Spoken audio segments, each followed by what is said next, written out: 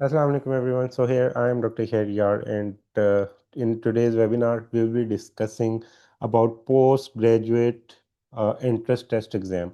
सबसे पहले तो हम देखेंगे कि ये टेस्ट है क्या और किस किस को देना पड़ेगा और कब कब देना पड़ेगा ताकि आपको पता हो, क्योंकि बहुत से बच्चे मुझे ये टेक्स्ट कर रहे होते हैं कि फॉर एग्जांपल सर हमने प्राइवेट में इंडक्शन लेनी है तो हमें पोस्ट ग्रेजुएट एंट्रेंस टेस्ट देना है कि नहीं, हम बलूचिस्तान में हैं या हम सिंध में हैं तो हमें ये देना है कि नहीं, अगर हमने FCPS करना है तब हमने क्या करना है, अगर हमने MDMS करना है तो हमने क्या करना है। तो सबसे पहले तो मैं आपको क्लियर कर दूं कि किस तरह से बॉडीज़ हैं और किस तरह से आप लोग की एग्ज़ाम्स होते हैं। FCPS की एक इंडिपेंडेंट प्राइवेट बॉडी है जिसको आप CPSP कहते हो, जो कि वर्ल्ड वाइड भी रिकॉग्नाइज्ड और पाकिस्तान में भी रिकॉग्नाइज्ड है। और जो सारे प्रोविंसेस के अंदर आप कहीं पे भी FCPS देना होता है ना, तो आपकी जो रेगुलेटरी बॉडी है वो CPSP है, राइट। फिर आ जाते हैं CIP क्या है, सेंट्रल इंडक्शन पॉलिसी क्या है। Central induction policy basically Punjab के गवर्नमेंट हॉस्पिटल्स के लिए पंजाब गवर्नमेंट की पॉलिसी है जिसकी बेसिस पे वो सिर्फ पंजाब के गवर्नमेंट हॉस्पिटल्स के अंदर FCPS की इंडक्शन करते हैं, राइट। उसका ताल्लुक ना KPK से है, उसका ताल्लुक ना आपके पास बलूचिस्तान से है, ना सिंध से है। ये सिर्फ और सिर्फ पंजाब की पॉलिसी है जो कि आप लोगों को पता होना चाहिए। यहाँ तक ये पॉइंट आप लोगों को क्लियर हो गया कि FCPS यानी आपने कहीं पे भी FCPS करना है, आपने किसी भी हॉस्पिटल से करना है, बेशक वो गवर्नमेंट है, बेशक वो प्राइवेट है, बेशक आपने आगा खान से करना है, शिफा से करना है, बेशक किसी का अपना एंट्रेंस टेस्ट है नहीं है। हर हॉस्पिटल अपना एंट्रेंस टेस्ट भी लेते हैं, लेकिन अपने एंट्रेंस टेस्ट के अलावा अगर आपने उनके FCPS में इंडक्शन लेनी है तो आपका FCPS पार्ट 1 पास होना बहुत ज़रूरी है, राइट।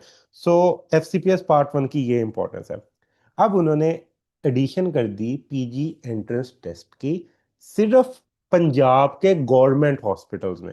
यानी if you want to get inducted in government hospitals of Punjab, like Jinnah hospital हो गया, म्यू हॉस्पिटल हो गया, सिम्स हो गया, जनरल हॉस्पिटल हो गया, अपने शहर का कोई कोई भी हॉस्पिटल जो कि गवर्नमेंट हॉस्पिटल है, जिधर जिधर सीट्स आती हैं, अगर आपने उधर इंडक्शन लेनी है तो आपने अगर FCPS में इंडक्शन लेनी है तो आपका FCPS पार्ट 1 भी पास होना चाहिए, आपका PG एंट्रेंस टेस्ट एग्जाम भी पास होना चाहिए, राइट। यानी अगर FCPS के गवर्नमेंट हॉस्पिटल्स ऑफ पंजाब में इंडक्शन लेनी है तो आपकी ये दोनों टेस्ट पास होने चाहिए। FCPS पार्ट 1 तो पहले भी चाहिए था आपको।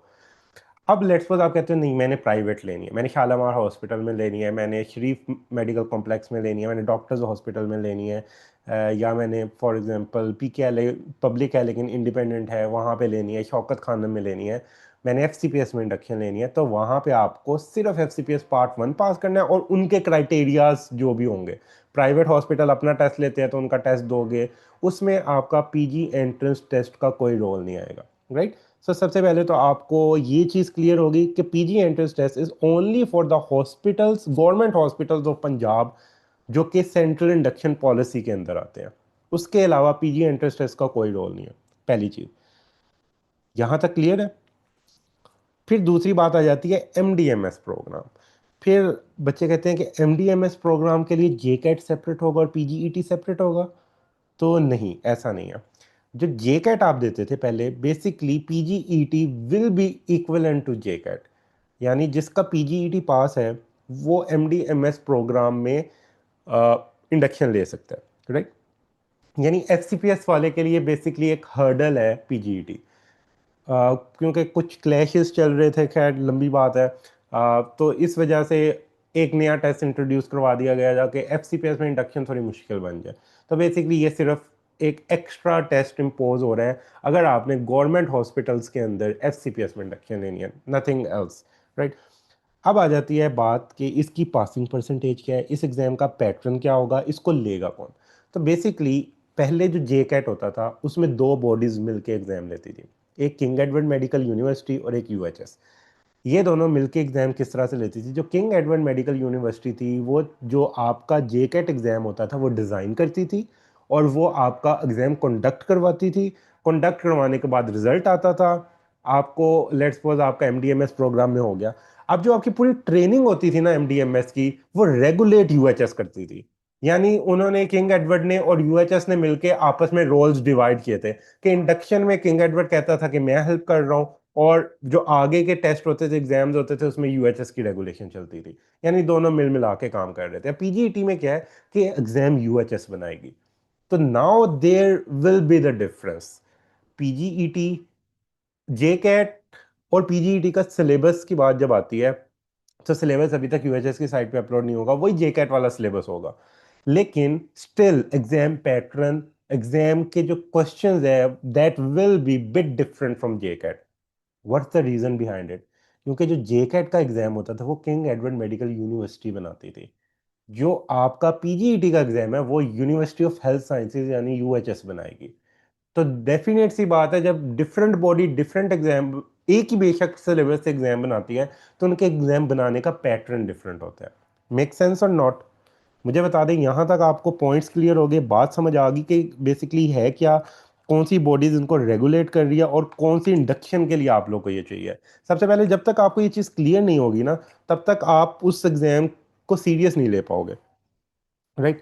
अब बात आ जाती है कि आप लोगों को अब ये क्लियर हो गया कि हमने इस एग्ज़ाम को सीरियस लेना है कि नहीं लेना। ये भी अब बड़ा इंपॉर्टेंट पॉइंट है, आप लोग इस एग्ज़ाम को कितना सीरियस लेते हो।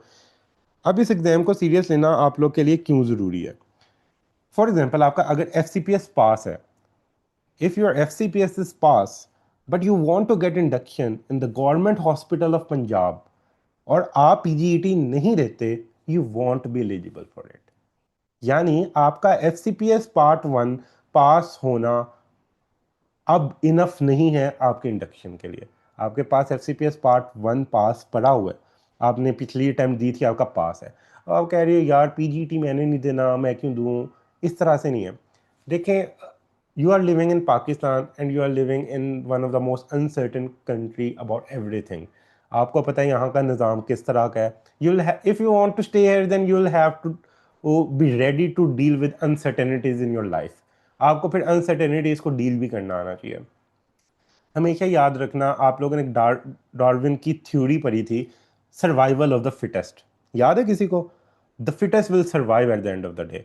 सो the one who will adapt as soon as possible, उसको पता चला यार ये एग्जाम आ रहा है, ही वॉन्ट से यार ये एग्जाम आ गया है, यार मैं क्या करूँ, मैं तो बस लुट गया, बर्बाद हो गया।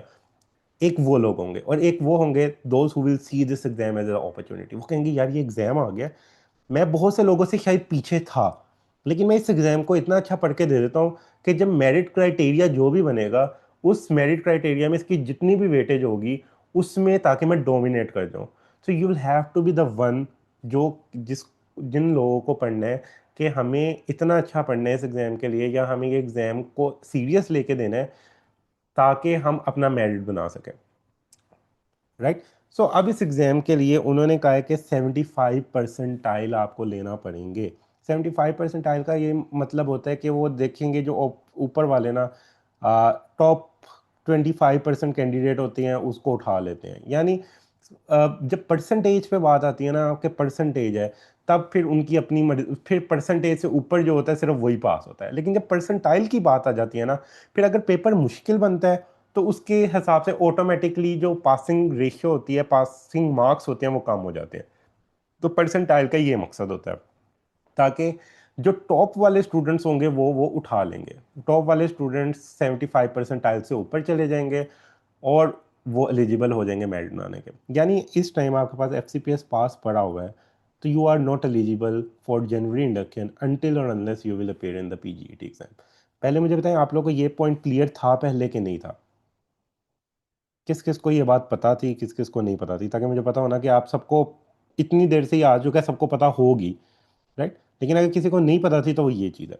अब कोई कहता है कि मैंने जाना है शौकत खानम, मैंने जाना है शालामार, मैंने जाना है शिफा, मैंने जाना है शरीफ मेडिकल कॉलेज, मैंने इन प्राइवेट में जाना है, तो फिर आपको इस एग्ज़ाम की कोई ज़रूरत नहीं है। समझ गए? उसके एफ में जाना है, आपको उनके क्राइटेरियाज पे उतरना पड़ेगा। लेट्स सपोज जैसे शिफा में जाना है, शिफा का अपना एग्जाम होता है, अपने एमसीक्यूज वगैरह।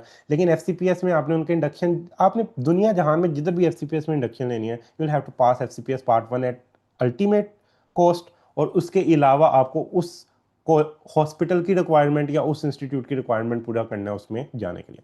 तो ये क्लियर हो गया। अब आ जाते हैं, अब कहते हैं मैंने ना एमडीएमएस में जाना है, तो फिर आपको सिर्फ पीजीईटी देना पड़ेगा। पीजीईटी पास करते हो आप एमडीएमएस में चले जाओगे। यहाँ तक क्लियर हो गया होगा। अब बेसिकली इस पेपर का पैटर्न क्या होगा? इस पेपर का पैटर्न होगा कि 100 एमसीक्यूज बेसिक से आएंगे और 100 एमसीक्यूज कोर्स स्पेसिफिक आएंगे। Yani, for example, if you're going to appear in the anesthesia, if you're going to appear in the ophthalmology, if you're going to appear in the medicine and allied, surgery and allied, तो आपके 100 MCQs होंगे जो सब papers के अंदर common होंगे, जो सब पेपर के अंदर सेम होंगे, राइट? वो आपके भी सेम होंगे, सबके सेम होंगे। और बाकी जो 50 MCQs है, 100 MCQs है, 100 MCQs इन सब्जेक्ट्स में से जो सा सब्जेक्ट आपका होगा आपकी स्पेशलिटी के अकॉर्डिंग आएंगे।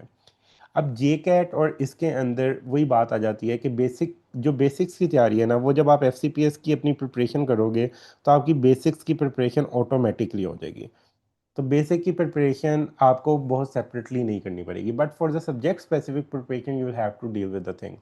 अब बेसिक्स की प्रिपरेशन में क्या क्या चीज़ें इंपॉर्टेंट होती है उसके अंदर आप लोग को पता है, आप लोग की फिजियोलॉजी होती है, आपकी फार्माकोलॉजी होती है, आपकी एनेटमी होती है, जो आप लोगों ने सब्जेक्ट्स पढ़े हुए हैं। 3 आप लोगों ने फर्स्ट ईयर में पढ़े हैं, physio, anatomy, biochemistry, right? First second year में। थर्ड ईयर में आपने फार्मा पढ़ी होगी, माइक्रो पढ़ी होगी, राइट? जनरल पैथो पढ़ी होगी।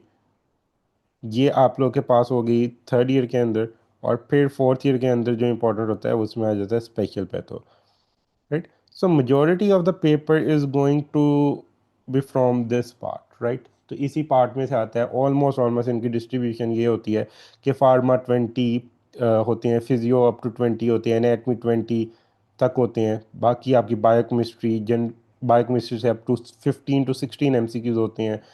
जनरल पैथो, माइक्रोबायोलॉजी के अप टू 20 होते हैं। लाइक ये आप लोगों के एमसीक्यूज इस तरह से डिवाइड हुए होते हैं, लेकिन इसकी कोई स्पेसिफिक डिवीजन नहीं है। इसकी कोई स्पेसिफिक डिवीजन नहीं है। ये एक रफ सा एस्टीमेट है कि हर सब्जेक्ट की अपनी एक इंपॉर्टेंस है। उन्होंने हर सब्जेक्ट को असेस करना है बेसिक साइंसेस के अंदर, यानी बेसिक साइंसेस का एक रोल आएगा। लेकिन बाकी जो 100 एमसीक्यूज होंगे, लेट्स सपोज आप मेडिसिन का है तो आपके मेडिसिन स्पेसिफिक होंगे, आप सर्जरी का सर्जरी स्पेसिफिक होंगे। गायनी इसके अंदर मेंशन नहीं है, बट गायनी का सेपरेट होगा। ऐसा नहीं होता कि गायनी का ना सेपरेट हो, वो प्रोबेबली इसके अंदर मिस हो गया होगा, but gynae will be separate from it. Anaesthesia, radiology, तो इनके सेपरेट आएंगे। अब आ जाते हैं बेसिक्स को किस तरह से आप लोगों ने। अच्छा, अब यहाँ तक मुझे कोई क्वेश्चन है, पहले वो पूछ लें, फिर इसके बाद मैं आपको बताऊंगा आपने प्रिपरेशन किस तरह से करनी है, how is going to be helpful, किस तरह से एफ जिन्होंने दिया हुआ है उन्होंने प्रिपरेशन करनी है, और किस तरह से जिन्होंने एफ देने हैं तो उन्होंने प्रिपरेशन करनी है। जिन्होंने तो अभी एफ देना है ना, they are at advantage as well, because their knowledge is more like clear, their उनका इस टाइम विजन बड़ा क्लियर है। उनकी प्रिपरेशन रिलेटिवली बेहतर होती है, क्योंकि वो एक स्पेसिफिक टेस्ट के लिए एक बड़ा ज़्यादा चीज़ें अच्छी से पढ़ रहे होते हैं, बेसिक्स अच्छे से पढ़ रहे होते हैं। जो पीजीईटी जिन्होंने नहीं दिया हुआ उनके लिए, मतलब जिन्होंने एफसीपीएस पास किया हुआ है उनके लिए ये एडवांटेज होगा कि उनको एफसीपीएस वाली जो बोंगियाँ होती हैं, इधर उधर वाले फजूल फजूल चीज़ें, वो पढ़ने की ज़रूरत नहीं पड़ेगी। वो सिर्फ स्पेसिफिक चीज़ें पढ़ेंगे, हाई चीज़ें पढ़ेंगे, and they will be able to ace this exam. So यानी बहुत ज़्यादा एडवांटेज पे एफसीपीएस पार्ट 1 पास वाले भी नहीं है, और जो एफसीपीएस जिन्होंने अभी पहली बार देना वो भी नहीं है, यानी दोनों वो इक्वलेंट है। लेकिन जो लोग आपसे 2-2 साल पहले या 3-3 साल पहले एफ पार्ट 1 पास करके बैठे हुए थे, बहुत पुराना एफ हो गया, आप उन लोगों के पे एडवांटेज पे हो जो न्यू स्टूडेंट्स है। उसकी रीज़न ये है कि आप लोग का नॉलेज फ्रेश होता है, आप लोग की एनर्जी फ्रेश होती है। आप लोग अभी इनिशियली जॉब नहीं भी करो, आप को कोई इतना इशू नहीं है, क्योंकि 2 4 5 6 महीने अगर आप स्टार्ट में जॉबलेस भी होते हो तो it's not a big deal, क्योंकि आगे आपको एक बार इंडक्शन मिल जाती है तो फिर आपको कंटिन्यूसली जॉब भी करनी पड़ती है। तो इनिशियली ये होता है, लेकिन जो ऑलरेडी जॉब पे है 2-3 साल पहले उसका एफ दिया होता, तो वहाँ पे एक चेंज आएगा। फिर आप लोगों में से जो basically survival of the fittest होगा, जो अडेप्ट कर लेगा, जो सोचेगा कि यार मैंने ये इंडक्शन लेनी है, वो एडवांटेज पे जाएगा। क्योंकि बहुत से बच्चे होंगे जो कि डर की वजह से पीजीईटी नहीं देंगे, यार पता नहीं मेरा होगा कि नहीं होगा। कुछ होंगे जो कहेंगे यार हमने नहीं देना, हम एग्ज़ाम ही देते रहे, हम इसकी जगह एमडीएमएस में ले लेंगे, तो वो एमडीएमएस वाले आ जाएंगे। खैर, उसका क्राइटेरिया भी अभी तक इन्होंने क्लियर नहीं किया, जो पिछले जे कैट चल रहे हैं उनका क्या सीन होगा। जो कहेंगे कि यार हम एफ भी देंगे, हम पीजीईटी भी पास करेंगे, वो लोग बहुत कम हो जाएंगे। और जो जिनके कॉन्सेप्ट्स अच्छे थे, जिन्होंने पहले अच्छा पढ़ा हुआ था, वो इस टाइम इस एडवांटेज में होंगे कि they can get the best inductions, they can get best induction in the best hospitals. So आप लोगों को खुद ये चूज़ करना है whether you will have to stay strong, या आप लोगों को इस गम में चले जाना है कि हम नहीं कर सकते। So it's up to you whether, अब आप लोगों ने खुद डिसाइड करना है। You people can achieve everything, right? आप लोगों ने MBBS कर लिया माशाल्लाह से, अब हाउस जॉब कर चुके हो। You people are grown up now. If you are living, if you have opted to stay in Pakistan, then you will have to stay ready for the uncertainties हर तरह। अब तो पेट्रोल की कीमत भी यार दिल्ली ऊपर नीचे हो रही है, इतना अनसर्टेन है पाकिस्तान। तो इस बात को छोड़ो कि गवर्नमेंट ने ये कर दिया वो कर दिया, उनका दिल करेगा वो इस स्ट्रेस को ख़त्म कर देंगे, उनका दिल करेगा वो इस स्ट्रेस को ले आएंगे। अब आप लोग इस बात में उनसे बहस नहीं कर सकते, आपको पता है डिक्टेटरशिप चल रही है उनके साथ। तो I hope this point is clear. Can we give PGET in two fields? Yes, you people can give, but not in one attempt. अब again PGET के बारे में उन्होंने ये क्लियर नहीं किया कि हर बारी का सेपरेट होगा या हर ये इसकी वैलिडिटी होगी, और जो आई बिलीव ये हर बारी का सेपरेट रखेंगे, जो मुझे लग रहा है, क्योंकि ये अभी तक उन्होंने बहुत ज़्यादा क्लियर नहीं किया। पहले 3-3 साल वैलिडिटी होती थी, ये लोग पीजीईटी को हर बारी, क्योंकि फिर पीजीईटी में लोग ये शो डालना शुरू कर देंगे कि पिछली बारी का आसान आ गया था, उनका मेरिट ज़्यादा हो गया था, इस बारी का मुश्किल आ गया, तो इस बारी का मेरिट हमारा कम बन रहा है, पिछले वालों का ज़्यादा बनेगा, वो सीट ले जाएंगे। तो ये वाले शो डलने शुरू हो जाएंगे, जैसे MCAT के अंदर होता था, राइट? पहली चीज़। फिर आ जाता है MDMS के लिए सिर्फ पीजीईटी देना है। हाँ, MDMS के लिए पीजीईटी देना है, सिर्फ पीजीईटी लगाने का मकसद ही है कि लोग MDMS की तरफ जाएं। Okay. For FCPS, part 1 must be clear before PGET or not? No, it must not be clear. ज़रूरी नहीं है आपका पहले क्लियर हो, आप पहले PGET दे सकते हो, उसके बाद पार्ट 1 दे सकते हो, आपकी मर्जी है। इंटरनेशनली FCPS या MS एक्सेप्टेबल? अच्छा, वैसे तो FCPS की वर्थ हमेशा से ज़्यादा है, बिकॉज इट्स मतलब ये काफ़ी पुराना है। MDMS की वर्थ कुछ गल्फ में ज़्यादा है, क्योंकि ना उधर MDMS वर्ड जो होते हैं, इस वाली डिग्री को थोड़ा सा ज़्यादा प्रेफर किया जाता है। लेकिन वर्थ ओवरऑल वर्ल्ड वाइड पूछा जाए तो FCPS की ज़्यादा है। Sir what should be prepare for gynae, वो मैं आपको बता देता हूँ। पीजीईटी के अटेम्प्ट मार्क्स हैं। अच्छा, अब ये बात अगेन आ जाती है स्पेशलाइज हेल्थ केयर की पॉलिसी। इन्होंने बड़ा क्लियरली इस चीज़ को मेंशन किया हुआ है कि देखें, द टेस्ट साल में 2 दफ़ा होगा। The test will help twice a year, first examination in the March and April, second examination in September and October, like जैसे JCAT में होता था। PGT will be held on Sunday 11 अक्टूबर 2026। तो टेंटेटिव डेट जो इस PGET की है वो आप लोगों के पास 2026 है। नेक्स्ट पे वो क्या कहते हैं, उन्होंने एलिजिबिलिटी बड़ी क्लियर लिखी है। Eligibility the appearance in the PGET shall be prescribe by specialized health care department. At the moment उन्होंने नहीं की, लेकिन वो FCPS 1 पास के बगैर ही करेंगे इनिशली। बाकी merit and passing criteria of PGET उन्होंने कहा है क्या है, for induction shall be determine in accordance with the prevailing residency policy and the criteria notified by specialized health care. ये वो डिसाइड करेंगे। स्पेशलाइज्ड हेल्थ केयर वो गवर्नमेंट का इदारा है जो कि सेंट्रल इंडक्शन पॉलिसी को रेगुलेट करता है, जो आपके हेल्थ इंस्टीट्यूट्स को रेगुलेट करता है गवर्नमेंट के। तो वो हमेशा पॉलिसी देते हैं, तो वो ये डिसाइड करेगा इस टेस्ट की वेटेज 60% रखनी है, 50 रखनी है, 40 रखनी है, 30 रखनी है। It's up to them. तो ये उन पे डिपेंड करता है, राइट? तो ये उन्होंने डिसाइड करना है। कैन वी गिव पीजीटी, ये मैंने बता दिया, 2 डिफरेंट स्पेशलिटीज़ में एक टाइम पे तो नहीं खैर दे सकते। सर रेडियोलॉजी का भी सबका गाइड करूंगा इंशाल्लाह। If I start preparing now specially with the job, could I be able to prepare and give?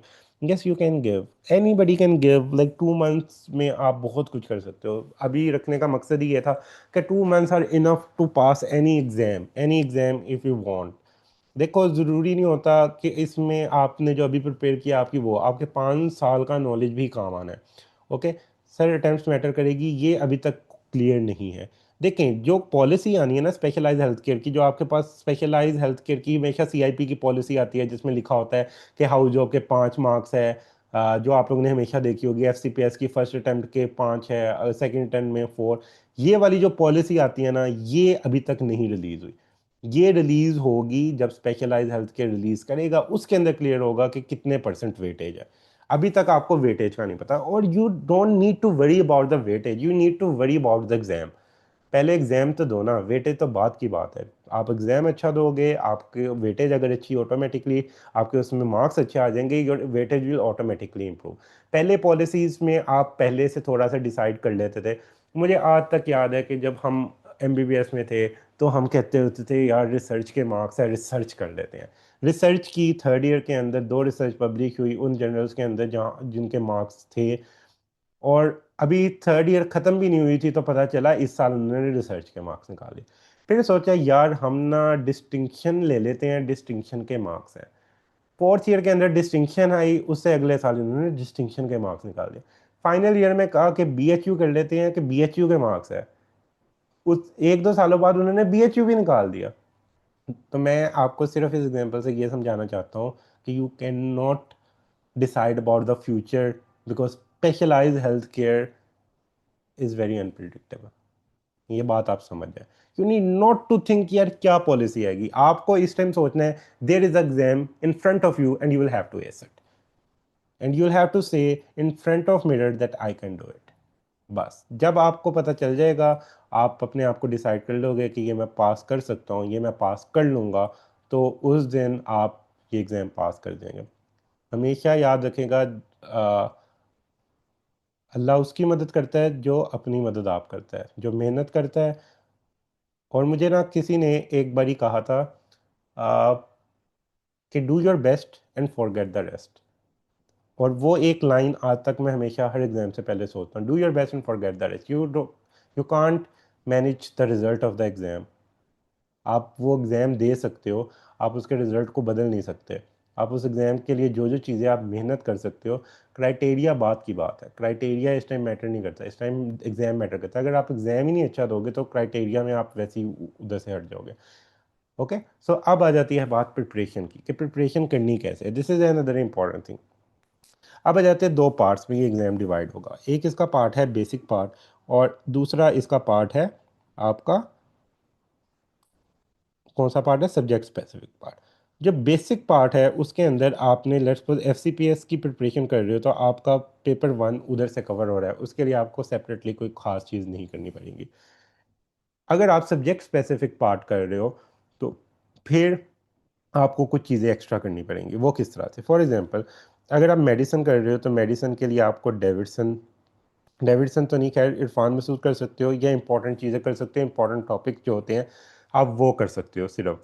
इसमें आपको चैट जीपीटी भी हेल्प करेगी। Beside this I am also preparing a book for medicine as well, जिसमें सिर्फ high yield चीज़ें हैं, high yield points हैं, high yield nuggets हैं, जो कि आप लोगों को सारी मेडिसिन रिवाइज करवा देंगे with their clinicals, with the management, with their diagnosis, with their most high yield differential। उसमें सिर्फ हाई यील्ड पॉइंट है, यानी एक पेज के ऊपर आपका एक पूरे टॉपिक के सिर्फ हाई यील्ड बातें लिखी होगी। तो मेडिसिन आपकी मर्जी है, आपने जो सी बुक पढ़ी हुई थी फाइनल ईयर में आप उधर से प्रिपेयर कर सकते हो। इसी तरह बात आ जाती है सर्जरी की, जो सी बुक फाइनल ईयर में पढ़ी थी उधर से आप प्रिपेयर कर सकते हो। गायनी ऑप्स के लिए जो अच्छी बुक है ना वो है इरफान मसूद। इरफान मसूद रिलेटिवली थोड़ी सी कंसाइज लिखी हुई है, 10 टीचर्स से ज़्यादा बेहतर है। उधर से आपके एमसीक्यूज खास तौर पे आपने जो ऑप्स करनी है ना तो वहाँ से आपको हेल्प आउट होगा, राइट। फिर आ जाती है रेडियोलॉजी। रेडियोलॉजी के लिए जो इंपॉर्टेंट होता है वो आपकी एनेटमी है। एनेटमी है और रेडियोलॉजी के कुछ बड़े ख़ास पॉइंट्स होते हैं जो कि आपको पता होने चाहिए।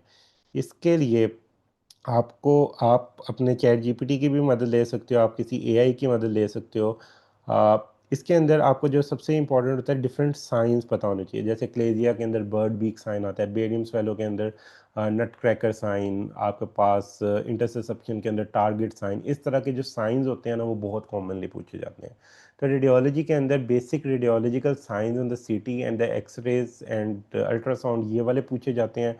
और इसके अलावा कुछ रेडियोलॉजी की बातें पूछी जाती है, ख़ास तौर पे रेडिएशंस के रिलेटेड। रेडिएशन में एक बड़ा इंपॉर्टेंट कंपोनेंट होता है अलारा। इसकी जो गाइडलाइंस होती है इसके accordingly as low as reasonably possible जो होती है उसकी गाइडलाइंस के अकॉर्डिंग आपसे क्वेश्चंस पूछे जाते हैं। तो रेडियोलॉजी का इस सेंस में होता है, राइट। फिर आ जाते हैं गायनी ऑब्स, मैंने वो आपको बता दिया इरफान मसूद। ये सारे अपनी सब्जेक्ट स्पेसिफिक बुक से आप लोगों को करने पड़ेंगे, but you will have to be very specific. अब बात आ जाती है, आप कहोगे कि यार ये तो पूरी बुक कैसे हम करें, पूरी बुक नहीं करनी। आप लोगों ने क्या करना है, आप लोगों ने सबसे पहले तो शॉर्टलिस्ट करनी है इंपॉर्टेंट टॉपिक्स। जैसे कि हमारे लेक्चर्स के अंदर सिर्फ इंपॉर्टेंट टॉपिक्स पढ़ाए गए हुए हैं। जो एमएसएस के लेक्चर्स हैं उसके अंदर मेडिसिन के सिर्फ इंपॉर्टेंट टॉपिक्स हैं। जो सर्जरी के हैं, सिस्टेमिक सर्जरी के सारे सिर्फ इंपॉर्टेंट टॉपिक्स हैं। तो सिर्फ इंपॉर्टेंट टॉपिक्स करने हैं, बिकॉज इंपॉर्टेंट टॉपिक्स में से ही एमसीक्यूज आते हैं। अब फॉर एग्जांपल सर्जरी की मैं आपको एग्जांपल देता हूँ। Hernia, breast surgery, thyroid, appendix, आपके पास कोलोस्टमी, लियोस्टमी, ये सारे वो टॉपिक्स हैं। हर्नियाज, ये वो टॉपिक्स हैं जो कि आपके पास सबसे ज़्यादा कॉमनली पेशेंट्स भी प्रेजेंट करते हैं, और इन टॉपिक्स के अंदर से सबसे ज़्यादा एमसीक्यूज भी पूछे जाते हैं। फिर जनरल सर्जरी के अंदर डैमेज कंट्रोल सर्जरीज का पता होना चाहिए, डिफरेंट आईवी लाइंस का पता होना चाहिए, डिफरेंट गेज की बर्न के अंदर क्या फार्मूला यूज़ होता है, ये आपको पता होना चाहिए। मतलब इस तरह की जो मेन चीज़ें होती हैं, all you need to know about those things, right. तो मेन मेन चीज़ें पता होनी चाहिए। सिर्फ जो इम्पोर्टेंट और मेन चीज़ें हैं आप लोगों ने वो करनी है। अब मेडिसिन में भी बहुत से टॉपिक्स होंगे, वो सारे करने की ज़रूरत नहीं है। सिर्फ आपने शॉर्टलिस्ट करके 4 5 6 इंपॉर्टेंट टॉपिक्स है, जो इंशाल्लाह मैं एक्सट्रैक्ट करके एक पीडीएफ बना दूंगा, and I will make it freely available for everyone, कि आप लोगों ने क्या क्या मेडिसिन में से करना है, आपने क्या क्या टॉपिक्स रेडियो से करने हैं, आपने क्या क्या टॉपिक्स गायनी से करने हैं। गायनी ऑप्स की बुक तो आधी तैयार हो भी चुकी है। जैसे मैं आपको अगर गायनी ऑप्स का एक दिखा दूं किस तरह से आप लोगों ने वो टॉपिक्स करने हैं, साथ आप लोग के अब जो पॉइंट हैं वो मुझसे पूछ लें। बाकी आप लोग को एक ना टॉपिक की लिस्ट इंशाल्लाह एमएसएस की तरफ से हम प्रोवाइड कर देंगे। उसके अलावा जो हमारे लेक्चर्स हैं वो तो अवेलेबल है ही हैं। अच्छा, बेसिक्स के लिए उसके अलावा बहुत से बच्चे पूछते हैं बेसिक्स कैसे तैयार करें। अच्छा, बेसिक्स के लिए जो आपको दो, जो एक तो हमारे लेक्चर्स में से इजीली कवर हो जाएगी, क्योंकि उसके अंदर सारी फर्स्ट एड जो इंपॉर्टेंट है वो करवाई हुई है, साथ रफ़ी के स्पेसिफिक टॉपिक्स करवाए हुए हैं, उधर से आप तैयार कर सकते हो जब आपकी एफसीपीएस की तैयारी चल रही होती है।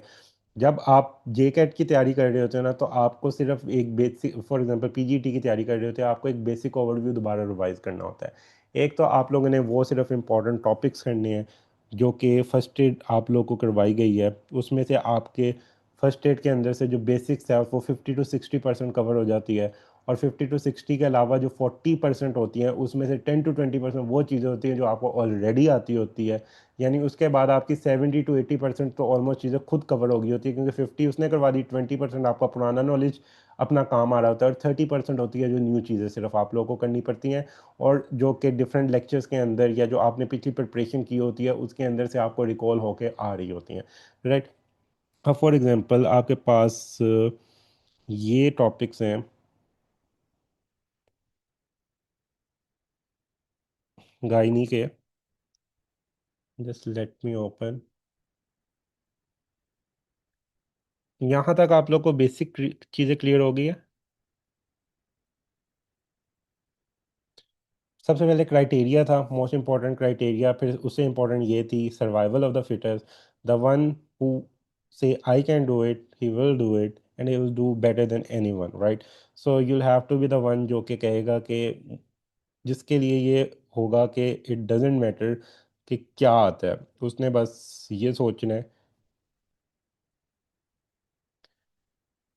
कि सॉरी, उसने बस ये सोचना है कि जो भी आएगा मुझे उसके लिए बेस्ट प्रिपेयर होना है, and I will have to do it better than anyone. I still remember the MD CAT of 2017।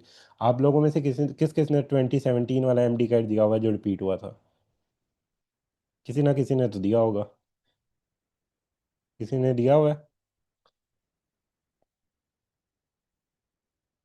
किसी ने भी नहीं दिया हुआ? सारे लेट हो या सारे पुराने हो? किसी ने भी नहीं दिया जो रिपीट हो गया था 2017 के अंदर? आप लोगों ने दिया होगा। सबको याद होगा पहला एमडी कैट कितना मुश्किल था। पहला एमडी कैट बहुत मुश्किल था, राइट। लेकिन उस एमडी कैट के अंदर आई वॉज ऑल्सो देयर। मैं भी उसी एमडी कैट में बैठा हुआ था। और उस एमडी कैट में मेरे जहन में पता क्या बात थी? उस एमडी कैट में मेरे जहन में ये बात थी कि ये this paper is very difficult. अगर मुझे नहीं आता ना, किसी को भी नहीं आता। मैंने आस पास सबके चेहरे देखे, और मुझे सबके चेहरों से नज़र आ गया कि किसी को भी नहीं आता। तो मैंने ये सोचा कि यहाँ पे सब पैनिक करेंगे, मुझे पैनिक नहीं करना। पेपर जब मेरे हाथ से चला जाएगा ना, उसके बाद मैं फुल पैनिक करूँगा, उससे पहले नहीं करना। तो मैंने पूरा पेपर किया विदाउट एनी पैनिक। मुझे चीज़ आती थी नहीं आती थी, मैं करता गया। एट द एंड पेपर पकड़ा, उसके बाद मैं सही पैनिक किया। लेकिन जब रिजल्ट उस एमडी कैट का आया था तो मैं उन टॉप 400 में स्टिल लाई कर रहा था, जो टॉप 400 थे। यानी I can easily grace any college in Punjab. The reason behind is क्योंकि मैंने ये सोच लिया था अगर मेरे लिए ये मुश्किल है बाकियों के लिए भी मुश्किल है। The thing which can make me better than others कि मैं इसको अगर स्ट्रेस मैनेज कर लूँ। तो अगर आप एट द मोमेंट अपना स्ट्रेस मैनेज कर लेते हैं और आप बाकियों से अपने आप को कंपेयर नहीं करते और आप कहते हो कि मैंने रिलैक्स होकर काम करना है, मैं अपनी रिलैक्स होकर तैयारी करूँगा, आई can do better than anyone, तो इनशाला you will be the one who will S this PGET with flying colours. और आप लोगों को टेंशन की ज़रूरत नहीं है कि यार वो उसका नॉलेज अच्छा है, इसका नॉलेज अच्छा है। आप अभी मेहनत करोगे, eight the end of the day जिसने अब मेहनत कर ली ना, वो अपनी ड्रीम स्पेशलिटीज़ जैसे रेडियोलॉजी, डर्माटोलॉजी, पैथोलॉजी, ENT, जो सी भी अपनी ड्रीम स्पेशलिटी होगी, गायनाकोलॉजी, उनके लिए बेस्ट चांस है। जो पुराने ग्रेजुएट्स पहले सारी सीट्स ले जाते थे, अब वो न्यू ग्रेजुएट्स ले सकते हैं। तो ये आप लोगों के लिए इससे बेहतर चांस इसके बाद नहीं आने वाला, क्योंकि ये आपके पास चांस है जब सारे एक ही सफ़ में करें हैं, एक ही सफ़ में करें हैं महमूद याज। यहाँ पे अगर आप अपने आप को स्ट्रॉन्ग कर लेते हो तो you people can get maximum marks और बेस्ट सीट इन पंजाब। अब जैसे ये गायनी के है, जो कि ऑलमोस्ट कंप्लीट हो गए हैं, गायनी के तो हो गए हैं। तो उसके अंदर देखें जैसे फॉर एग्जांपल ये एंडोमेट्रियल कैंसर, खैर ये तो बड़ा लंबा टॉपिक है, इसको छोड़ो, हम छोटे वाला टॉपिक देखते हैं। जैसे ओवेरियन टॉर्जन है, इसमें आपको सिर्फ जैसे हाई चीज़ें पता होनी चाहिए कि जैसे इसका क्लिनिकल सडन ऑनसेट होता है किस तरह से, क्या गोल्ड स्टैंडर्ड इन्वेस्टिगेशन होती है कि आपने उसी टाइम कलर डॉपलर अल्ट्रासाउंड करना होता है, most common group of variant torsion किन लोगों में होती है, कौन सी ओवरी सबसे ज़्यादा जल्दी होती है, क्या कॉज होती है जिसकी वजह से वेरिएंट टॉर्जन होती है, कौन सा साइन होता है जो वेरिएंट टॉर्जन में आता है, कलर डॉपलर में क्या फाइंडिंग होती है जो कि उसके अंदर आपको मिलेगी, राइट। और उसका ट्रीटमेंट क्या होता है, और ओवोफ्रेक्टमी कब करनी है, कब आपने टॉर्जन के अंदर रिमूव करना है ओवरी को, अर्ली डायग्नोसिस ऑफ टॉर्जन क्या हेल्प करता है, राइट। तो सबसे इंपॉर्टेंट पॉइंट उसके साथ नीचे लिखे हुए हैं और जो important important definitions, clinical features है वो साथ लिखे हुए हैं। अब ये बताने का क्या मकसद है, बताने का मकसद है कि सिर्फ जो इंपॉर्टेंट टॉपिक्स हैं ना वो आपको फिंगर टिप्स पे आनी चाहिए, जैसे this is one of the most important topic. और लेप्रोस्कोपिकली आपको पता है फर्स्ट चॉइस सर्जरी होती है, एक ही पेज उसके अंदर सब कुछ रिवाइज। तो this is how you will have to prepare smartly. आपको खुद कोई चीज़ नहीं समझ आ रही, you can use AI, you can use the book that is not very expensive, and you can use the book that you have use in final year MBBS। क्योंकि आपको वो चीज़ें आती होंगी, आपने वो चीज़ें पढ़ी होंगी, आपको रिवाइज करने में आसानी होगी। अगर आप दोबारा से कोई नई बुक उठा के पढ़ने लग गए या कोई बिल्कुल रैंडम चीज़ पढ़ने लग गए तो वो मुश्किल होगा। उसके अलावा आप लोगों ने जो है, सबसे पहले और कोई क्वेश्चन है वो पूछ लें, फिर आगे इसको मैं चलाता हूँ। Eligibility criteria official. अच्छा, अच्छा, जो PGET है वो MDMS के लिए भी देना है और उसके अलावा आप लोगों ने FCPS के लिए, गवर्नमेंट में FCPS के लिए भी देना ज़रूरी है। ये नोट कहाँ से मिलेंगे? ये बस अभी जल्दी ही लॉन्च हो जाएंगे। अभी हमारी FCPS और PGET पेपर 1 की एक बुक है वो लॉन्च हो गई है, जिसके आज प्री ऑर्डर्स निकलना स्टार्ट हो गए हैं। अ, वो बुक भी अगर आप लोग देखना चाहते हैं तो मैं आपको दिखा सकता हूँ। खैर वो कलर्ड बुक है, इसी तरह कलर्ड बुक ही है वो। तो ये अभी थोड़ा सा टाइम लगेगा क्योंकि बढ़िया हेक्टिक स्केड्यूल होता है तो सब कुछ मैनेज नहीं हो पाता। बट लेकिन ये इंशाल्लाह आ जाएगी और सब सब्जेक्ट्स के लिए आएगी।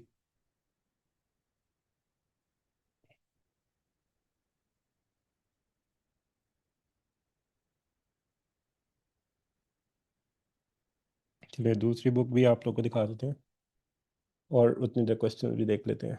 सर गायनी की कहाँ से मिलेगी?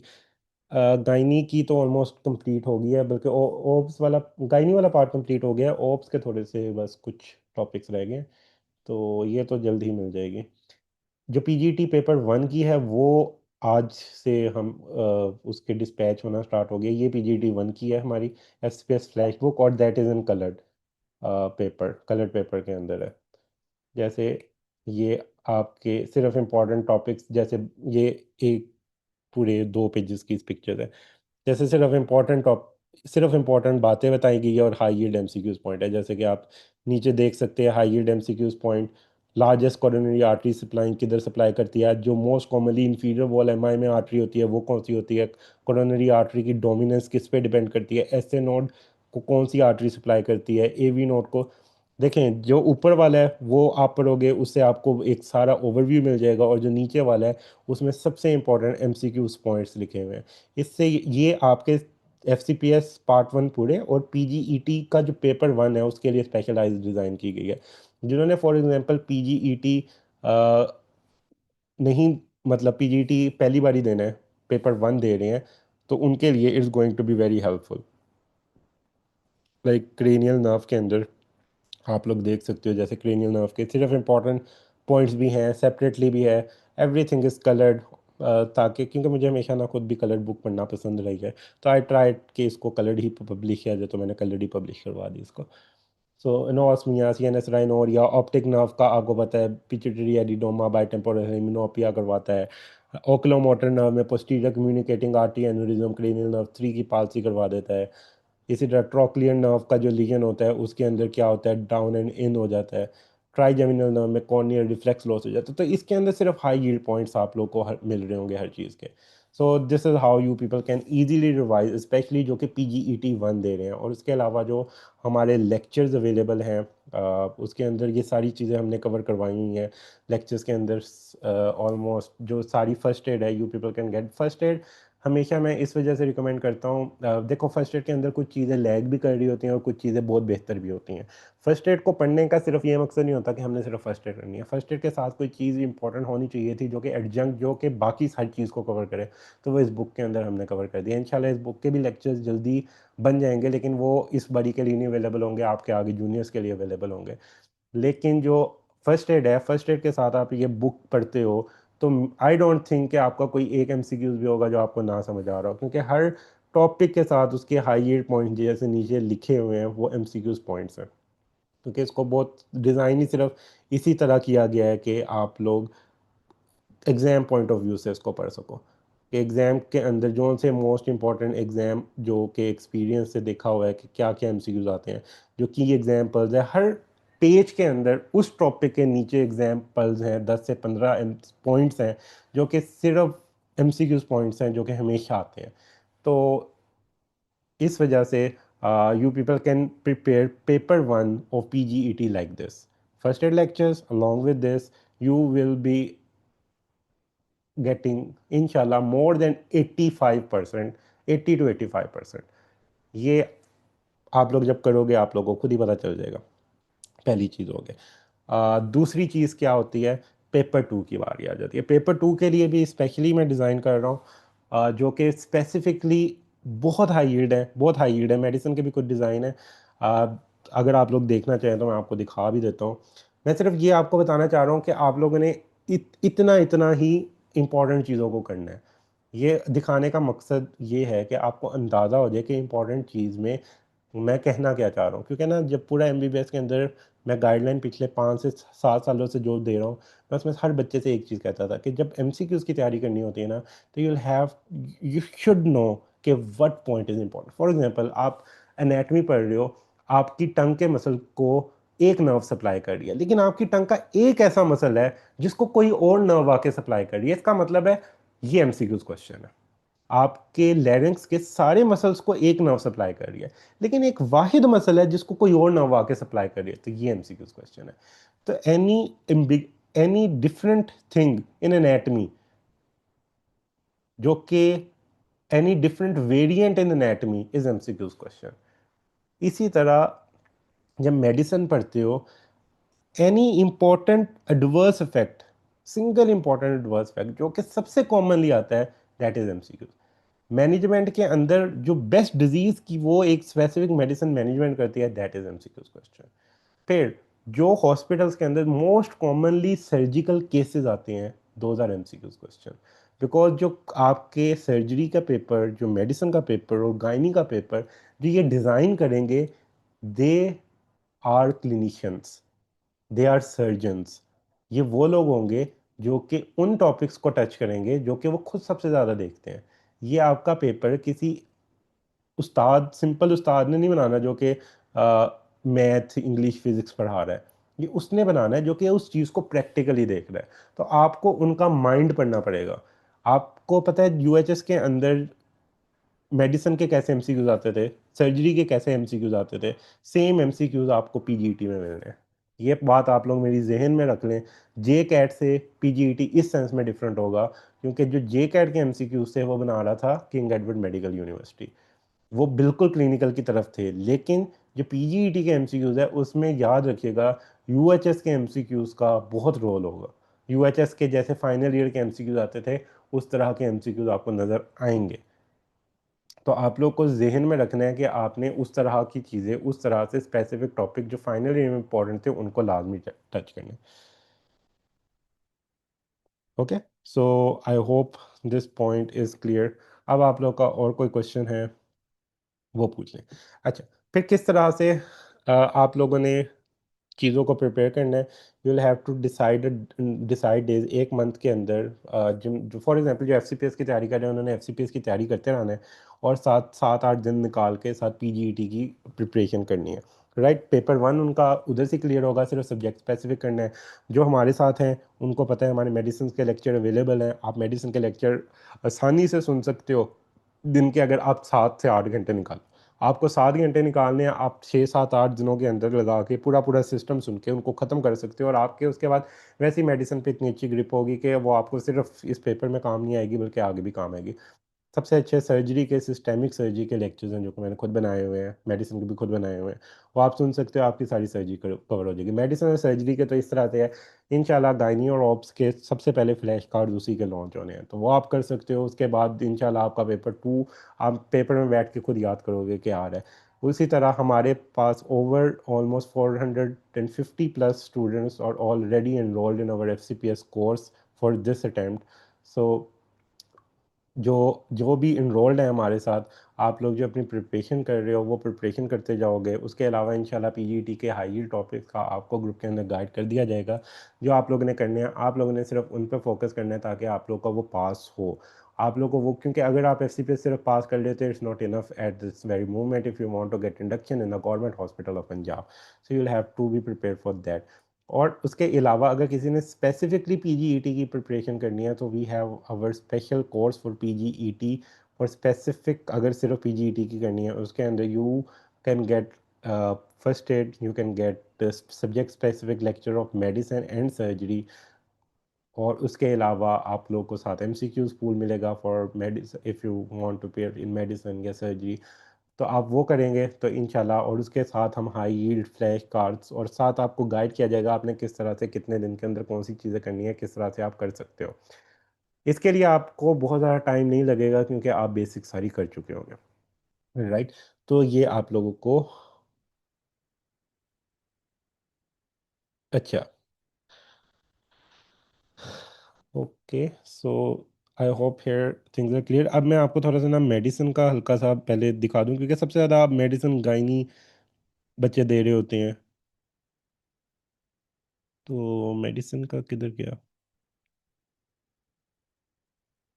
जो जे कैट है उसी की जगह पीजीईटी है, तो जे कैट को सोचने की इस टाइम ज़रूरत नहीं है। इस time focus on post graduate entrance test, और इस बात पे फोकस करें that you people can do it, survival of the fittest.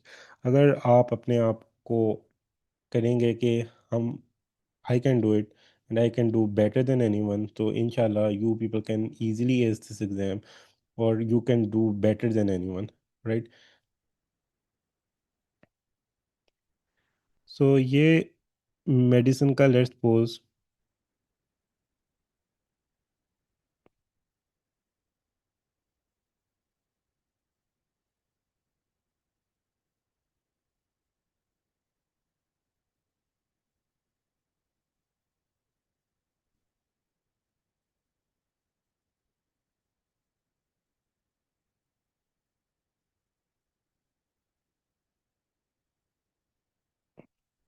हाँ जी, हाँ जी, अभी मैं बोल नहीं रहा इसलिए नो वॉइस थी। मैं वो आपको दिखाने लगा था कि किस तरह से आपको क्या क्या इंपॉर्टेंट पॉइंट किस तरह से पता होना चाहिए। जिसमें सिर्फ एग्जांपल दे रहा हूँ ताकि आप लोग को आइडिया हो जाए कि किस तरह से सिर्फ इंपॉर्टेंट चीज़ों को ही आपने फोकस में रखना है।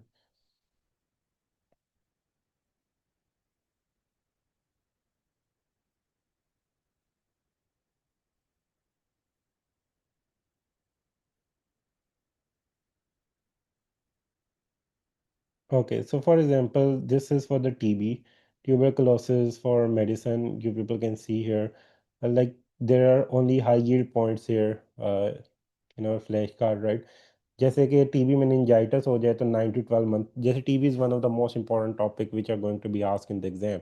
सो आपको पता है इसके अंदर इनिशियली इंटेंस फेज होता है जो कि 2 मंथ्स के लिए चलता है, जिसके अंदर 4 मेडिकेशन होती है, और उसके बाद कंटिन्यूएशन फेज होता है जो कि 4 मंथ्स के लिए चलता है। फिर आपको पता होना चाहिए कि कौन सी रिजीम मेनिंजाइटिस में कितने मंथ देते हैं, प्लूरल टीबी के अंदर कितने देते हैं, जेनिटल यूरिनरी टीबी हो जाए, एब्डोमिनल टीबी हो जाए, तो इनकी ये लाजमी पता होना चाहिए बिकॉज ये एमसीक्यूज आते हैं।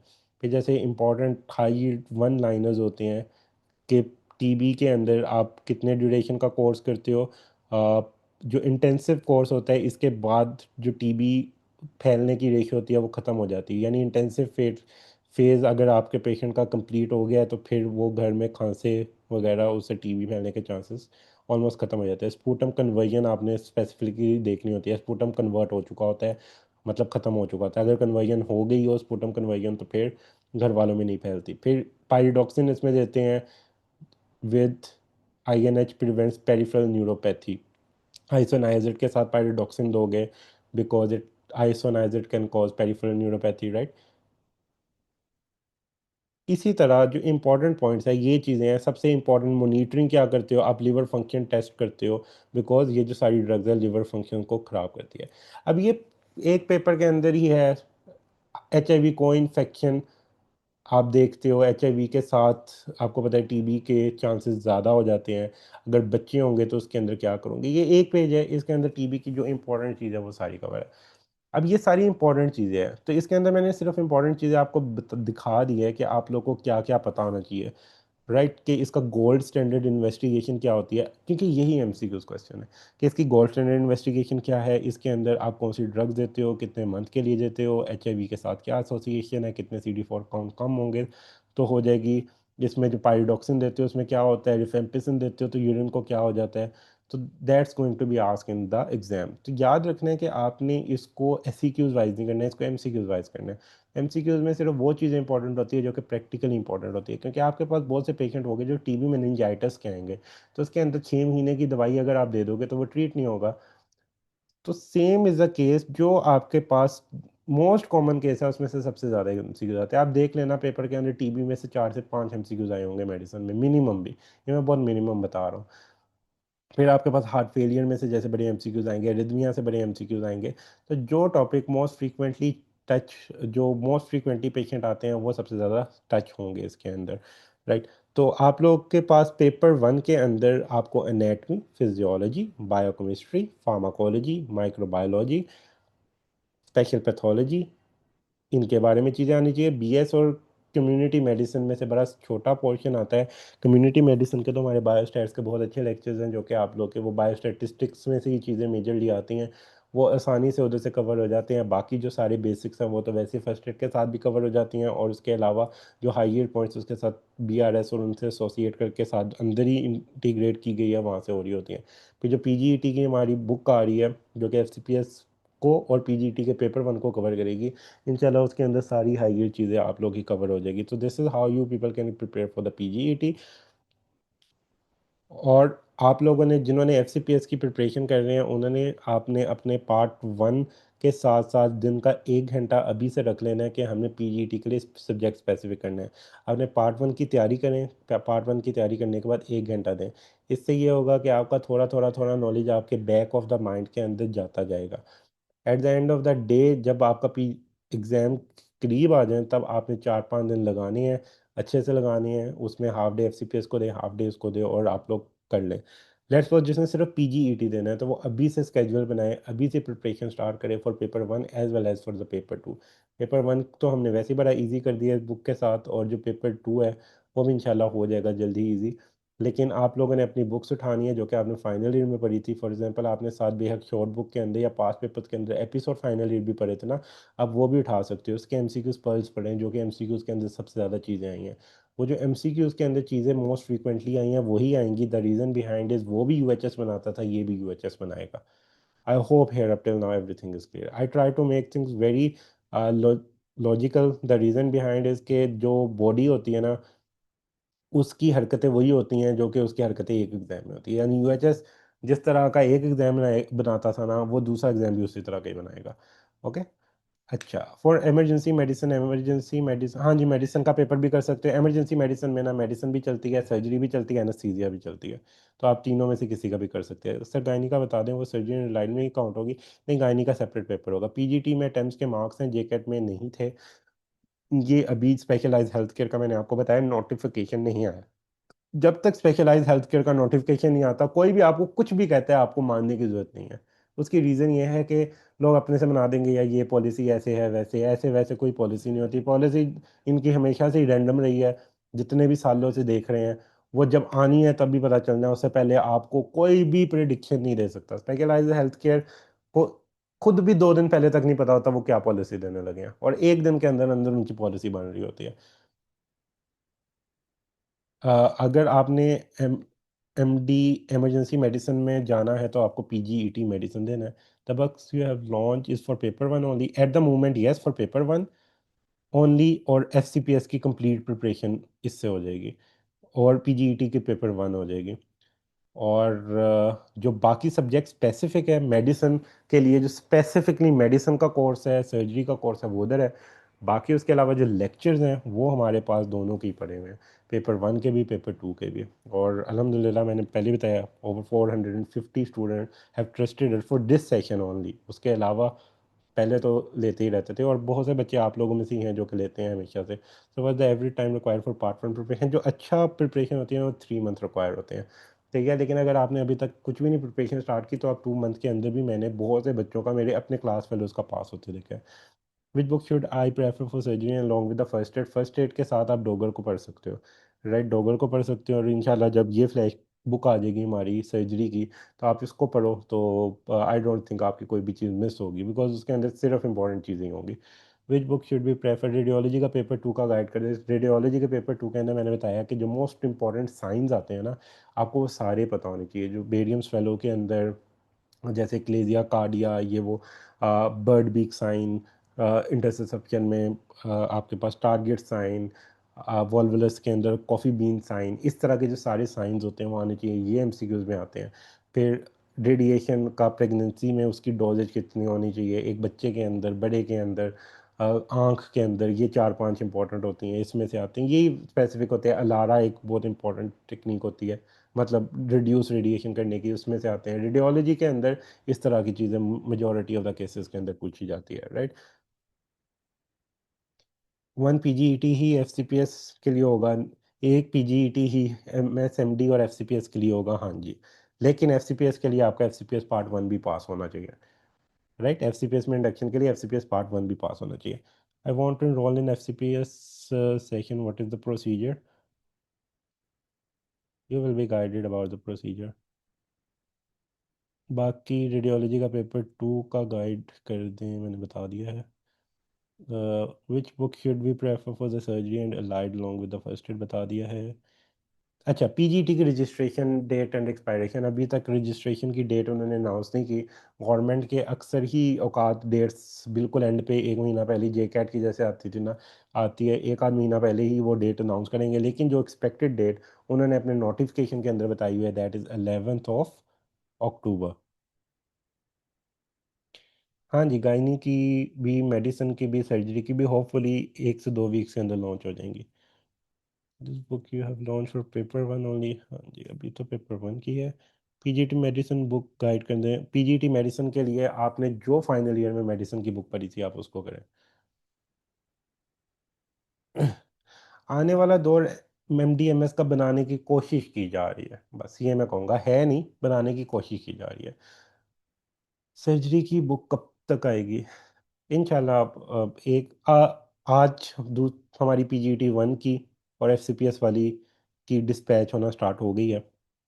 इंशाल्लाह इस वीकेंड तक ऑप्स की बुक हमने भेज देनी है, और नेक्स्ट वीकेंड तक मेडिसिन और सर्जरी की होपफुली भेज देंगे हम। अगर जिसने अभी तक एफसीपीएस नहीं दिया गया वो सिर्फ एमएस के लिए पीजीईटी दे सकता है। हाँ जी, वो सिर्फ पीजीईटी दे सकता है। एफसीपीएस के लिए 25 के फी वैलिड है, ये मुझे बात नहीं समझे। Yes, this new FCPS flash book will be the game changer इंशाल्लाह। आप लोग एक बारी पढ़ के देखेंगे ना तो फिर आपको खुद ही एहसास होगा। एक बारी बस पढ़ के देख लेना, तो आप लोगों को खुद ही पता चल जाएगा कि इसके अंदर कितनी इंपॉर्टेंट चीज़ें किस तरह से लिखी हुई गई है। और the most amazing part of this book is this is coloured.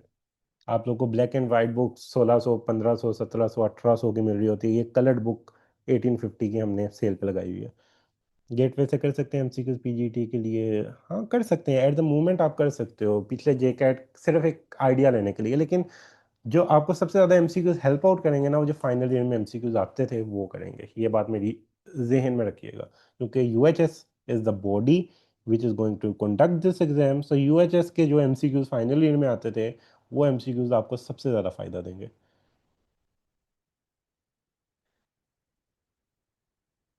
Irfan Masood medicine would be enough, yes, Irfan Masood से आप कर सकते हो चीज़ें। पीजीटी के लिए एमसीक्यूज प्रैक्टिस करें करें, एक तो फाइनल ईयर वाले एमसीक्यूज को प्रैक्टिस करें, और उसके अलावा जो रैंडम बुक्स है आप उनको कर सकते हो। फाइनल ईयर के एमसीक्यूज को लाजमी देख लेना। वो कम अज़ कम कर लें, जैसे एपिसोड के अंदर है वो कम अज़ कम कर लें। हमारे पास अवेलेबल है मेडिसिन का एमसीक्यूज पूल, जो कि यूएचएस का है। जो यूएचएस के मेडिसिन का भी हमारे पास अवेलेबल है, सर्जरी का भी अवेलेबल है, पीडियाट्रिक्स का भी अवेलेबल है। मेडिसिन और पीडियाट्रिक्स का एक ही में आएगा ना। और गायनी का भी अवेलेबल है। तो हमारे पास क्वेश्चन पूल भी पीजीईटी का अवेलेबल है, जो यूएचएस पॉइंट से है, जो कि यूएचएस का है। So that's going to be helpful, you people can contact for that as well. So UHS से वाली चीज़ों को आपने लाजमी जहन में रखना है। जो पूछ रहे हैं फॉर एनी इन्फो, मैंने ये नंबर शेयर कर दिया, you people can contact the official number of MSS, they will contact. Paper two radio में देने के लिए पेपर वन सर्जरी लाइट देना हो गया, मेडिसिन में नहीं। Paper one, paper two radio में देने के लिए पेपर वन जो होगा वो बेसिक है, वो सबका सेम है, जिसके अंदर आपके बेसिक सब्जेक्ट्स आएंगे। हाँ, मेडिसिन एंड लाइट के लिए जो टेबल ऑफ स्पेसिफिकेशन आप पिछला जे कैट वाला फॉलो कर सकते हैं, because they have not launch the new syllabus, और वो पिछले वाले सिलेबस को ही चेंज करके देंगे, वही सिलेबस देंगे। लेकिन मैंने आपको बता दिया है एमसीक्यूज का पैटर्न थोड़ा सा इसलिए डिफरेंट हो जाएगा कि पहले किंग एडवर्ड बनाता था एमसीक्यूज, अब यूएचएस बनाएगा। और again the last but not the least, the most important advice to you people is कि यू शुड नॉट थिंक के यार हम कर सकते हैं नहीं कर सकते। आप लोगों को ये करना है, दिस इज़ नॉट, मतलब इट्स नॉट योर चॉइस। अब आपके पास कोई चॉइस नहीं है, आपको ये पास करना ही करना है। तो it's better to stay strong than to mourn और यार मैंने क्या कर दिया। यार you people have done MBBS, you people can do anything, you people can achieve anything. You people don't know कि आपकी डेस्टिनी में क्या लिखा है, आप कहाँ पे जाओगे at the end, where you will land at the end of the day. When I go for Aga Khan, मैं आगा खान गया था तो मुझे नहीं पता था कि मुझे अपने कुछ सर्कमस्टांसिस की वजह से वहाँ से आना पड़ेगा। सो you never know what you decide for yourself. At the end of the day, what Allah will decide for you will be the best for you. You'll have to do the hard work, and you will have to stay strong in that. आप hard work करोगे, आपको एक opportunity से आपको बेशक जाना पड़े, आपको उससे बेहतर अपॉर्चुनिटी और भी मिल रही होंगी, right, according to your situation. Is degree required to apply for part one? नहीं नहीं, हो जाता है, वैसे ही हो जाता है पार्ट वन। सर एफसीपीएस अक्टूबर के लिए अभी भी टाइम है या जनवरी देना चाहिए? Fear of losing attempts. इस टाइम में टाइम मार्क्स को छोड़ो, इस टाइम आपको नहीं पता, वैसे अटेम्प्ट मार्क्स के मार्क्स अब वो ख़त्म कर देंगे। वो ये सिर्फ अटेम्प्ट मार्क्स के मार्क्स उन्होंने मोस्ट लाइकली ख़त्म कर देंगे। ये सिर्फ उन्होंने इसलिए रखे थे कि उन्होंने कोई पॉलिसी इस तरह की बनानी थी। पीजीईटी जब आ जाएगा ना तो मार्क्स पीजीईटी पे मैटर करने लग जाएंगे। If we are already preparing for FCPS but we should for gynae, gynae के लिए आप 10 टीचर्स और इरफान मसूद कर सकते हो, और उसके अलावा इंशाल्लाह जब हमारी फ्लैश बुक गायनी की आएगी आप वो कर सकते हो।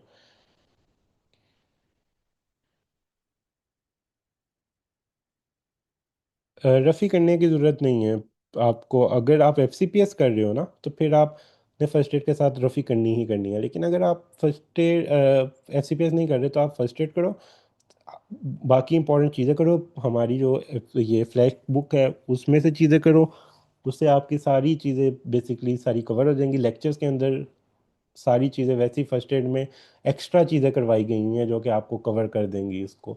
तो आपको बहुत ज़्यादा extra out of the box जाने की चीज़ों की ज़रूरत नहीं होती। आपको उन्हीं चीज़ों के अंदर जब आप सुन लोगे तो आप खुद कहोगे कि पेपर के अंदर बैठे वो सारे कॉन्सेप्ट रिवाइज हो रहे थे। अल्हम्दुलिल्लाह 90% प्लस से ज़्यादा ही बच्चों का हमेशा पास हो रहा होता है, क्योंकि हम स्पेसिफिकली पूछते हैं कि किसका नहीं पास हुआ। तो वो 100 100 200 बच्चा अभी जब स्टार्ट स्टार्ट में होता था तो वो उनमें से दो तीन ही बताते थे कि नहीं हुआ पास। लेकिन अब तो इंशाल्लाह 450 student our students are going to give this attempt, so we will be sharing the result. तो हमने पहले भी बहुत से बच्चों का रिजल्ट आप लोगों के साथ शेयर किया, क्योंकि बात यह है कि important things remain important, important books remain important. और पढ़ाना भी उनको एक आर्ट होता है कि किस तरह से उनमें से वो चीज़ें आपको स्पेसिफिकली इंपॉर्टेंस के साथ बताई जाए जो सबसे ज़्यादा आती हैं। तो ये इंपॉर्टेंट चीज़ है। फिर अगर गायनी में देना है तो पेपर 2 में सिर्फ गायनी के MCQs आएंगे। हाँ जी, सिर्फ गायनी के ही आएंगे। PGT का पेपर 2 किधर कवर होगा मेडिसिन का? मेडिसिन के हमारे लेक्चर से कवर हो जाएगा, इरफान मसूद से कवर हो जाएगा साथ। Okay, so I hope everything is clear. आपको ये समझ आ गया कि PGET क्या है, FCPS क्या है, PGET किस कॉलेजेस के लिए किन हॉस्पिटल्स के लिए आपको चाहिए। अगर आपने MDMS में जाना है तो आपको क्या करना है। आपको इनिशियली बुक प्रिपेयर करनी किस तरह से करनी है, पेपर 1 कब है, पेपर 2 कब है, मतलब कितने MCQs हैं, और ये एग्ज़ाम होना कब है, इसका सिलेबस क्या है, इसका क्राइटेरिया क्या है। I try to explain everything. और इसमें किस तरह के MCQs आएंगे, कौन सी रेगुलेटरी बॉडी है और कौन सी बॉडी इसके MCQs को डिज़ाइन करेंगी और उसका क्या पैटर्न होगा। इंशाल्लाह हाँ, उसी तरह से सारी चीज़ें आएंगी। और आप लोग प्रिपरेशन स्टार्ट करें, और जो हमारे साथ प्रिपरेशन कर रहे हैं उनको भी we will keep on guiding इंशाल्लाह। साथ साथ ग्रुप के अंदर आई विल बी गाइडिंग कि किस तरह से आप लोगों ने जो लास्ट 2 मंथ में हमारे साथ FCPS की प्रिपरेशन आपकी चल रही है उसके साथ आपने इसको किस तरह से एडजस्ट करना है। आप लोगों को सारा कुछ इसके अंदर बता दिया जाएगा। और जो न्यू हैं और जो सिर्फ PGET देना चाहते हैं तो उनको भी उसके अकॉर्डिंगली सारे लेक्चर्स भी प्रोवाइड कर दिए जाएंगे, सब्जेक्ट स्पेसिफिक लेक्चर्स भी प्रोवाइड हो जाएंगे, हाई यील्ड मटेरियल भी सारा प्रोवाइड हो जाएगा, और साथ इंशाल्लाह स्केड्यूल भी प्रोवाइड हो जाएगा कि किस तरह से उन्होंने अब PGET की चीज़ों को लेके चलना है। So thank you very much for listening. इंशाल्लाह I will be uploading this on the YouTube as well, so you will, if you people have any query या आप लोग का स्टार्ट वाला पार्ट मिस हो गया था, so you people can listen there as well. I hope it must have helped you in to some extent. और बाकी कोई फर्दर इन्फो मिलेगी इंशाल्लाह I will be conducting it 1 month back once the policy will be finalise. तो आप लोग को policy के बारे में भी गाइड कर दूंगा कि कितनी इंपॉर्टेंट कौन सी पॉलिसी है। लेकिन at the moment the last thing which I want to say कि the survival of the fittest है। आप लोगों के पास इससे बेस्ट अपॉर्चुनिटी नहीं है बेस्ट इंडक्शन को सिक्योर करने के लिए।